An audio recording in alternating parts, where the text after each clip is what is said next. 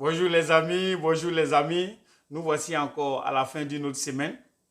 J'espère que vous avez passé une très bonne semaine. La mienne a été très chargée. Je viens juste même du boulot, toute fatiguée. Mais comme on le dit, la promesse est une dette. Donc me voici devant mon petit micro pour vous apporter ma modeste contribution sur le plan du développement personnel. Je viens à travers cette vidéo non seulement pour vous booster, mais pour vous motiver dans l'optique de changer votre vie. Mon nom à l'état civil, c'est Touré Sekou. Mais j'ai décidé de porter le nom Mambassou pour une raison que je voudrais partager avec vous ici, si vous me le permettez. Mambassou, c'est le nom de ma maman. Une femme gentille, dynamique, courageuse, qui s'est battue jusqu'à la fin de sa vie pour pouvoir sortir de cette situation financière difficile. Malheureusement, elle nous a quittés le 20 septembre 2016. Ça a été vraiment des moments très difficiles pour moi, ainsi que le reste de la famille. Paix à son âme. Et dans le but d'immortaliser le nom de ma maman, j'ai décidé de porter son nom et venir sur les réseaux sociaux pour faire passer mon message de motivateur sur le plan du développement personnel. À chaque fois que je fais une vidéo, j'ai réellement l'impression que ma maman est auprès de moi en train de me dire « Fils, continue, il faut foncer, n'abandonne pas, je suis là pour te protéger. » Bonjour les amis encore, aujourd'hui nous sommes le samedi 11 décembre 2021. C'est encore votre motivateur Mambassou fils, celui-là même qui pense que venir d'une famille à situation financière très difficile est une grande opportunité à réussir et non un handicap. Que pourrais-je vous dire à part que vous êtes formidables? N'oublions pas les nouveaux qui viennent d'arriver. Merci à vous. Je vous informe d'avance que je n'ai rien à vous donner, je n'ai rien à vous vendre, mais j'ai juste une histoire à partager avec vous me concernant. Et je suis sûr que parmi vous, certains se retrouveront après avoir visualisé cette vidéo. Mais si après avoir regardé et visualisé cette vidéo attentivement et qu'aucun d'entre vous ne décide de changer, c'est que j'aurais échoué dans la mission que je me suis assignée. De l'âge de 7 ans jusqu'à l'âge de 32 ans, la seule chose que je savais faire ou que j'avais appris était l'école. Les week-ends, j'aidais ma maman parce que ma maman avait un grand congélateur. Elle vendait du jus et du lait. Donc les week-ends, j'aidais ma maman à vendre le jus et du lait au marché. Et j'ai fait cela jusqu'à l'âge de 23 ans. Après le baccalauréat, me voici orienté à l'université d'Abidjan. J'étais en faculté chimie, biologie, géologie qu'on appelait CBG. Et certains de mes amis même ont trouvé une abréviation à ça en disant ce qui est blanc à gâter, c'est ce que nous, on allait chercher à réparer. Bref, jusqu'à l'âge de 32 ans, je vivais encore en famille. Je vais vous expliquer un peu ça. Pendant l'année scolaire, j'habitais chez mon oncle à Abidjan et lorsque les vacances arrivaient, je retournais en famille à Toulopleu. Est-ce que parmi vous qui m'écoutez maintenant, est-ce qu'il y a certaines personnes parmi vous, jusqu'à l'âge de 32 ans, vivaient encore en famille? Si oui, moi je suis un exemple vivant de cette expérience. Et je vais vous parler de ces moments stressants et difficiles de ma vie. Imaginez-vous que j'ai eu mon baccalauréat en 1995, si j'ai une belle mémoire. J'ai eu mon baccalauréat en 1995 et jusqu'en 2002, j'étais encore étudiant. Je dépendais entièrement de mes parents, surtout mon oncle chez qui je vivais. Pour manger, c'était mon oncle. Pour payer mes frais de scolarité, il fallait voir mon oncle. Pour me soigner, il fallait encore voir mon oncle. Même l'argent de poche, il fallait encore négocier, il fallait encore aussi voir mon oncle. Donc, c'est vraiment une occasion pour moi, à travers cette vidéo, pour rendre un vibrant hommage à ce monsieur qui m'a vraiment aidé, Sans lui, je ne serais pas où je suis présentement. Donc, de là où tu te trouves, tonton, que le Seigneur te protège et qui te couvre de bonheur dans son paradis. Vraiment, paix à ton âme. À 32 ans, j'avais l'impression d'avoir 6 ans.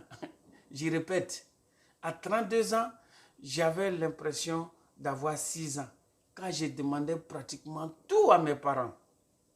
À un moment donné de ma vie, j'avais vraiment honte de ma personne que j'étais.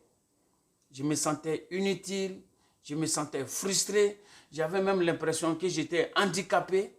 D'abord au sein de ma famille biologique, aussi au niveau de la société dans laquelle je vivais.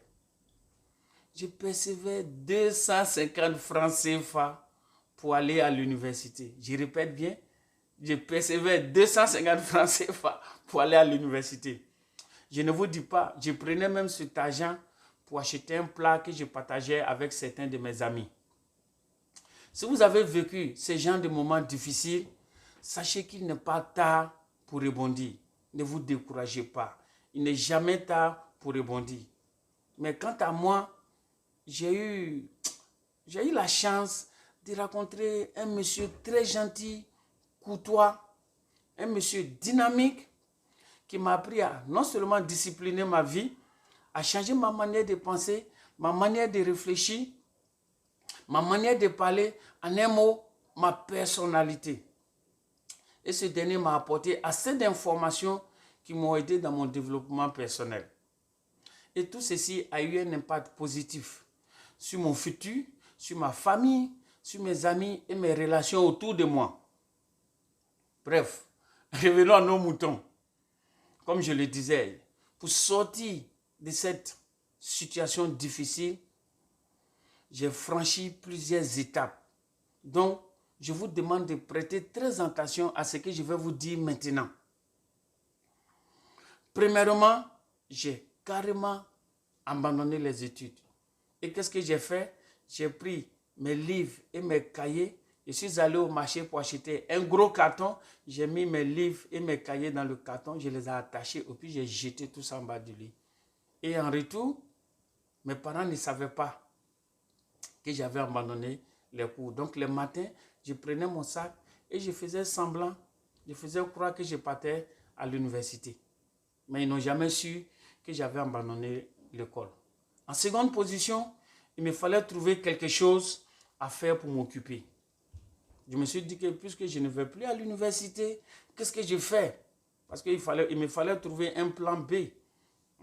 Donc c'est ainsi que je suis allé négocier un petit espace dans mon quartier où je me suis fait construire une petite blanchisserie à crédit. J'ai fait une publicité de porte à porte pour parler de la nouvelle blanchisserie du quartier. La troisième étape que j'ai fait, je suis aussi allé négocier avec le boulanger du quartier pour qu'il puisse me livrer du pain afin que je puisse les vendre. Bref, voici comment je suis passé de 250 francs à 5000 francs CFA par jour. Voici comment je suis passé de 250 francs par jour à 5000 francs CFA par jour. Et souvent, il arrivait que j'atteignais même 10 000 francs CFA par jour, mais ça, c'était quelques rares fois que je trouvais au moins les 10 000 francs CFA par jour. J'avais tellement beaucoup de clients que j'étais obligé d'embaucher une seconde personne pour venir m'aider à laver les habits dans la blanchisserie. Et un jour, étant assis, tout pensif devant ma blanchisserie, j'ai fait la connaissance d'un riche monsieur. C'était souvent, on a l'habitude de plaisanter. On dit il y a un Dieu pour les pauvres, il y a un Dieu pour les pauvres. Effectivement, ce sont des choses qui vont arriver dans votre vie. J'étais assis, tout pensif, devant ma blanchisserie, mais je ne me rappelle plus de quoi je pensais. Et j'ai fait la connaissance d'un monsieur qui avait une situation financière très stable et qui était à la recherche, en fait, de quelqu'un qui pouvait enseigner ses enfants à la maison. En un mot, un maître de maison. Mais sans trop réfléchir, j'ai sauté sur l'opportunité. Je me suis porté volontaire. Et les deux enfants étaient tellement intelligents que je n'avais même pas besoin de fournir assez d'efforts pour les enseigner. Et chaque fin du mois, je percevais un montant de 50 000 francs CFA par mois avec les enfants. Je percevais, en fait, oui, je percevais 50 000 francs. C'est-à-dire que chaque fin du mois, le père me donnait 50 000 francs par mois en aidant ses deux enfants. En plus de tout cela, j'avais commencé à faire des livraisons de marchandises d'un point A à un point B. Et à chaque livraison, j'obtenais 3 000 ou bien 5 000 francs par livraison. Donc vous voyez, de 250 francs CFA, je me suis retrouvé avec 1 million de francs CFA dans mon compte bancaire. Vous n'allez pas croire ce que je vais vous dire. Je n'ai même pas cru. Moi-même, je suis couché sur mon lit, je me dis non, ce n'est pas vrai. De 250 francs CFA, je me suis retrouvé avec 1 million de francs CFA dans mon compte bancaire. Et voici comment j'ai eu mon premier million de francs CFA de ma vie. Et je ne vous dis pas, c'est là que j'ai commencé à avoir confiance en moi. À faire de l'argent, ce n'est pas facile, hein? Je vous dis. C'est là que j'ai commencé à avoir confiance en moi. Je pouvais me dire que je suis étudiant en licence des sciences naturelles. Pourquoi est-ce que je dois aller laver des habits des gens pour pouvoir subvenir à mes besoins ou bien pour pouvoir m'en sortir dans la vie? Je ne vous dis pas. Certains clients m'amenaient les dessous pour laver. Je répète, certains clients m'amenaient les dessous pour laver. Et non seulement, ils exigeaient que je les lave, et en même temps aussi, ils exigeaient que je les repasse. Mais, ils mettaient le prix, ils ont dit, il n'y a pas de souci, qu'ils allaient me donner le montant que j'ai demandé. Donc, bref, j'ai accepté. Mais, je vous donne tous ces petits détails, pourquoi? Je vous donne tous ces petits détails juste pour vous dire, ne jamais abandonner, ne jamais, jamais baisser les bras. Ne jamais abandonner, ne baissez jamais les bras. À chaque fois que vous échouez dans ce que vous avez entrepris, dites-vous que c'est l'apprentissage. Apprenez à penser comme les gagnants. Tu vois, non? À partir d'aujourd'hui, commencez à penser comme les gagnants. Hein? On doit commencer même à les imiter. Vous voyez, si vous habitez un quartier, vous essayez de regarder autour de vous. Quand vous voyez un monsieur qui a une situation financière vraiment stable, essayez de l'observer. Imitez-le. Essayez de les imiter. Parce que ces gens-là, ce sont des gens, non seulement, même s'ils ne sont pas éduqués, mais certaines personnes sont éduquées, d'autres aussi ne sont pas éduquées. Mais sachez que ce sont des gens qui sont courageux. Ce sont des gens qui vont au charbon. Ce sont des gens qui n'ont pas peur. Et si vous avez remarqué, ils ne travaillent pas pour l'argent. L'argent travaille pour eux. La plupart des gens que vous les voyez là, ils ne travaillent pas pour l'argent. L'argent travaille pour eux. Donc, si nous sommes ambitieux, nous n'aurons pas d'objectif. Si nous ne sommes pas ambitieux, on n'aura pas d'objectif. Et si on n'a pas d'objectif, on n'aura pas de projet. Et si on n'a pas de projet, mais on sera le projet de quelqu'un d'autre. Quelqu'un viendra réfléchir à notre place. La personne va monter son entreprise. La personne va nous embaucher. Et puis après, nous sommes là. On sera en train de se plaindre. C'est rentré ici, c'est sorti là. On sera en train de bavarder. Parce que si tu n'as pas de projet, tu seras le projet de quelqu'un d'autre. Donc, pensez-y et pensez à ça. C'est très, très important. Donc, si nous avons... Donc, ce que je voulais dire, pendant les moments très difficiles, de votre vie, posez-vous toujours la question de savoir, est-ce que je dois être un leader ou bien je dois être un suiveur? C'est très important. Quand vous vivez des moments très difficiles, c'est une question aussi, il faut se poser la question. Est-ce que je me lève pour me battre ou bien je joue les suiveurs ou bien je joue les leaders? Et ce que je peux vous dire dans ça, essayez aussi de vous poser la question, quelle attitude je dois adopter? Quelle attitude je dois adopter? Nous pouvons aller tous à l'école.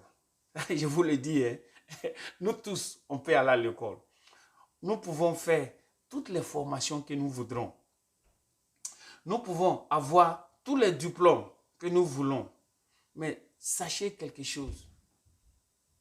Le succès s'acquiert difficilement, même pas impossible. Le succès s'acquiert difficilement, mais pas impossible. Chacun de nous peut avoir ce qu'il veut sur cette terre. Ça, je vous le dis. Ne vous découragez pas. Sur cette terre, concentrez-vous, croyez en votre chance. Ce que vous voulez faire là, demandez à Dieu et vous aurez ça. Chacun aura ce qu'il veut sur cette terre. Je prends l'exemple d'un monsieur qu'on appelle... il y a un monsieur qu'on appelait dans le temps, quand on était jeune, hein, je pense, quand j'étais encore vraiment jeune, j'étais au collège, il y a un monsieur qu'on appelait Nzikan. Je pense que si j'ai une belle mémoire, c'est le PDG de la société de transport UTB. Je ne sais pas si c'est vraiment vérifié, mais on nous a dit que voici un monsieur qui ne savait ni lire ni écrire. Mais ce monsieur s'est fait, il s'est immensément enrichi dans le domaine du transport. On a même eu aussi le cas d'un autre monsieur qu'on appelle Sansan Kwao. Je pense que Sansan Kwao, lui, il a investi dans l'agriculture. Mais voici des gens qui ont embauché des millions de personnes, qui ont diminué le chômage. Si j'ai encore une belle mémoire, il y a un monsieur qu'on appelait aussi Laïla Sine Sissé. Ouais. On nous disait que le monsieur Laïla Sine Sissé, il était tellement riche que le gouvernement ivoirien l'a même interdit de construire à Abidjan parce qu'il avait trop de construction. Et Feu Félix Houphouët-Boigny, le président Feu Félix Houphouët-Boigny, à un moment donné, avait de la difficulté pour payer les fonctionnaires. Il allait voir son ami Laïla Sine Sissé qui lui a donné des sacs d'argent pour payer les fonctionnaires. Et ce monsieur s'est retrouvé soit président ou vice-président de l'Assemblée nationale. Il y a tellement beaucoup de listes que si je vais citer, si on ne va pas quitter là, mais je vous donne un dernier encore. Il y a un monsieur qu'on appelait Nifa Diaby. Nifa Diaby. Ce sont des gens que je n'ai pas connus, mais on a entendu l'histoire.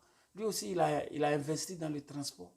Un monsieur qui ne savait ni lire ni écrire. Mais voici des gens qui se sont auto-éduqués, qui avaient un développement personnel très élevé, qui les ont permis aujourd'hui, qui les ont permis vraiment d'avoir une situation financière très stable. Et voici des gens qui ont apporté une contribution à la Côte d'Ivoire. Ce sont des gens qui ont marqué, l'histoire de la Côte d'Ivoire sur le plan économique, sur le plan social. Ils ont embauché des millions de personnes. Donc, ce que je peux vous dire, ne vous découragez pas. Nous devons tous croire à notre réussite. Croyez, nous devons tous croire à notre réussite. Il y aura des changements qui vont s'opérer dans notre vie. Ça, retenez ça pour de bon. Il y aura des changements qui vont s'opérer dans notre vie. Mais lorsque le changement va venir frapper à ta porte, il y aura deux choix à faire. Tu vois, non? Parce que déjà même la vie même n'est pas permanente. Rien sur cette terre n'est permanent. Rien sur cette terre n'est permanent. Donc, il y aura des changements qui vont s'opérer. Mais lorsque le changement va venir frapper à votre porte, ce que je vous demande, vous aurez deux choix à faire. Et les deux choix que vous avez à faire, soit vous réagissez au changement, et c'est-à-dire, vous attendez, vous suivez le vent du changement et vous n'avancez pas, vous restez en arrière. Soit vous participez au changement et dans le but de passer à la seconde étape de votre développement personnel, c'est-à-dire l'indépendance financière. Si la vie est difficile pour vous présentement, ne baissez pas les bras. Il n'y a pas de réussite sans douleur. Acceptez de souffrir maintenant, car la souffrance est le prix à payer dans le but d'avoir une situation financière indépendante. Si vous avez aimé cette vidéo, likez et partagez afin que le message puisse arriver à plusieurs personnes qui en ont besoin, surtout en ces temps très difficiles avec l'apparition de cette fameuse maladie qu'on appelle le coronavirus 19. Tout le monde aura un tournant décisif dans sa vie. Il ne faut pas rater ce moment crucial car vous devez prendre le courage avec vos deux mains Vous devrez prendre le courage avec vos deux mains à cet instant précis dans le but de sauter vers l'avant pour atteindre le temps, pour atteindre ce rêve tant recherché. Que le bon Dieu vous bénisse. Au revoir à la semaine prochaine pour un autre numéro sur le plan du développement personnel. Que Dieu vous protège et que prenez soin de vous. Je pense qu'à partir de la semaine prochaine, sûrement nous allons vraiment passer beaucoup de temps en train de parler de l'objectif. Qu'est-ce qu'on appelle objectif? Comment peut-on établir un objectif? Puisque sans objectif, on n'ira nulle part. Donc, je pense que à partir de la semaine prochaine, jusqu'à la fin du mois de janvier, je vais développer ce concept et cela vraiment va aider chacun de nous à sa sortie et aller de l'avant. Encore, prenez soin de vous et au revoir et à la semaine prochaine. Bye.